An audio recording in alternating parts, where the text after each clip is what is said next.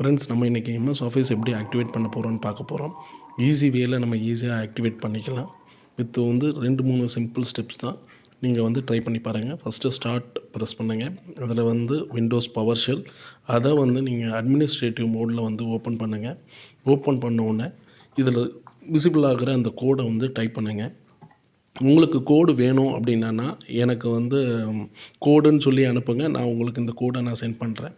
Plus இந்த option ஒன்று pop-up ஒன்று வந்தோடனே நமக்கு இப்போ அது ஆக்டிவேட் பண்ண ஆஃபீஸ், அதனால் 2 கொடுங்க. இதில் ஆக்டிவேஷனுக்கு நம்பர் 1 கொடுங்க.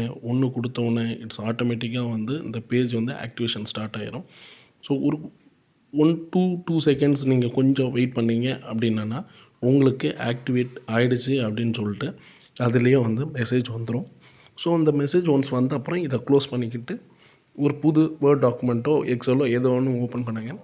ஓப்பன் பண்ணி பார்த்தீங்க அப்படின்னா உங்களுக்கு நமக்கு ஏற்கனவே மெசேஜ் மாரி வராமல் இப்போ புதுசாக எல்லாமே நமக்கு ஃபுல்லி ஆக்டிவேட்டட் ஆகிருக்கும்.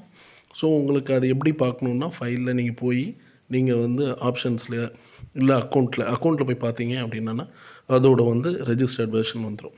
ஸோ இதுமாரி அப்டேட்ஸ் வேணுன்னா கைண்ட்லி ஃபாலோ. தேங்க்யூ.